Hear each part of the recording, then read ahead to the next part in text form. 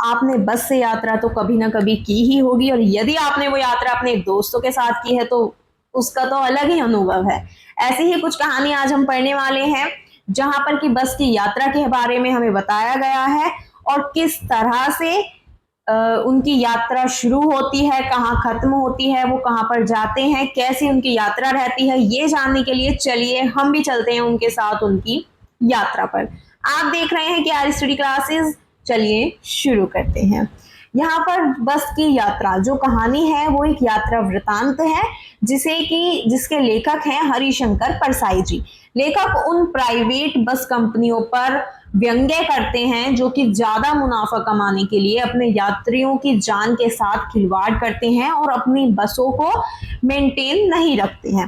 कहानी शुरू होती है लेखक और उसके 4 दोस्तों से, जो जिन्हें की जबलपुर जाने वाली ट्रेन पकड़नी होती है। इसके लिए वो बस से पन्ना से सतना जाने का प्लान बनाते हैं और वो सुबह वहां पर पहुंचना चाहते थे।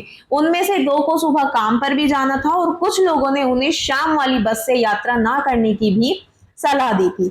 उसके बाद जो लेखक हैं, जब वो बस को देखते हैं तो उन्हें लगता है कि बस जो है वो बहुत ज्यादा जर्जर हालत में है, यानी कि बेकार हालत में है। उन्हें लगा कि बस वृद्धावस्था में, यानी कि बूढ़ी हो चुकी है, यानी कि खराब है बिल्कुल।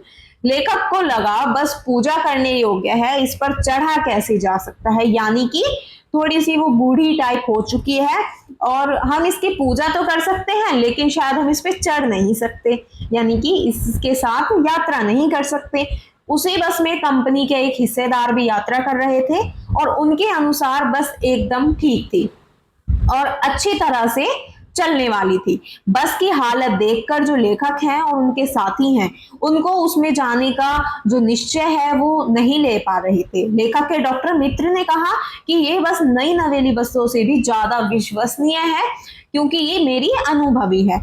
लेखक अपने साथियों के साथ बस में बैठ जाते हैं, जो कि छोड़ने आए थे। वो इस तरह से देख रहे थे उनको मानो वे इस दुनिया से जा रहे हो। बस के चालू होते ही सारी बस हिलने लगी। खिड़कियों के जो बचे कुचे कांच थे वो भी गिरने जैसे हो गए, कि जैसे अभी जो खिड़कियों के कांच हैं वो गिर जाएंगे। लेखक को डर लग रहा था कि वे कांच गिरकर कहीं उसको ही घायल ना कर दें, और उन्हें लग रहा था कि जो सारी बस है वो ही इंजन है। बस को चलता हुआ देखकर लेखक को गांधी जी के असहयोग आंदोलन की बात याद आ जाती है, जिसमें कि भारतवासी अंग्रेजों का सहयोग नहीं कर रहे थे और उसी तरह बस के जो अन्य भाग हैं, यानी कि उसके जो पार्ट्स हैं, वो भी उसका सहयोग नहीं कर रहे थे। 8-10 मील चलने पर ऐसा लगने लगा कि जो लेखक हैं वो सीट पर बैठे नहीं है बल्कि सीट में अटक गए हैं।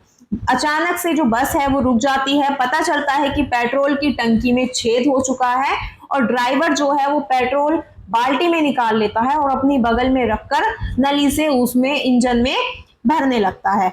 बस की चाल जो थी वो कम हो रही थी। लेखक का बस पर से पूरी तरह से विश्वास उठ चुका था। उसे डर लग रहा था कि कहीं बस का स्टीयरिंग ना टूट जाए या उसका ब्रेक ना फेल हो जाए। उसे हरे भरे पेड़ अपने दुश्मन से लग रहे थे, क्योंकि उनसे बस टकरा सकती थी। सड़क के किनारे झील देखने पर वह सोचता कि बस इसमें गोता ना लगा जाए। इसी बीच जो बस है वो रुक गई और ड्राइवर के प्रयासों के बाद भी जो बस है वो नहीं चलती है।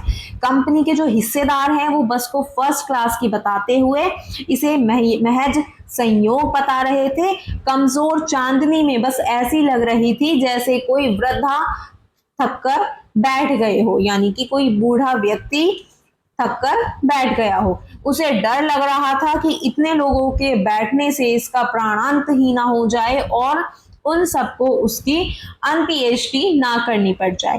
कंपनी के हिस्सेदार ने बस इंजन को खोलकर कुछ ठीक किया। बस तो चल पड़ी, पर उसकी रफ्तार अब और भी ज्यादा कम हो गई। बस की जो हेडलाइट है उसकी रोशनी भी कम होती जा रही थी और बहुत धीरे धीरे वो चल रही थी। अन्य गाड़ियों के आने पर वो किनारे खड़ी हो जाती थी और बस कुछ दूर चलकर पुलिया पर पहुंची थी कि उसका एक टायर फट गया। यदि बस स्पीड में होती तो उछलकर नाले में गिर जाती। लेखक बस कंपनी के हिस्सेदार को श्रद्धा भाव से देख रहा था, क्योंकि वो अपनी जान की परवाह किए बिना वो बस में सफर किए जा रहा था। लेकिन लेखक को लगा कि उसके साहस और बलिदान की भावना का जो सही उपयोग है वो नहीं हो पा रहा है। उसे तो क्रांतिकारी आंदोलन का नेता होना चाहिए था। बस के नाले में गिरने से यदि यात्रियों की मृत्यु हो जाती तो देवता बाहें पसारे उसका इंतजार करते और कहते कि वह महान आदमी आ रहा है जिसने अपनी जान दे दी पर टायर नहीं बदलवाया। दूसरा टायर लगाने पर बस पुनः चल पड़ी। लेखक और उसके मित्र पन्ना या कभी भी जाने की उम्मीद छोड़ चुके थे। उन्हें लग रहा था कि उनकी पूरी जिंदगी इसी बस में बीत जाएगी और अब वे घर की तरह आराम से बैठ गए और चिंता छोड़कर हंसी मजाक में शामिल हो गए।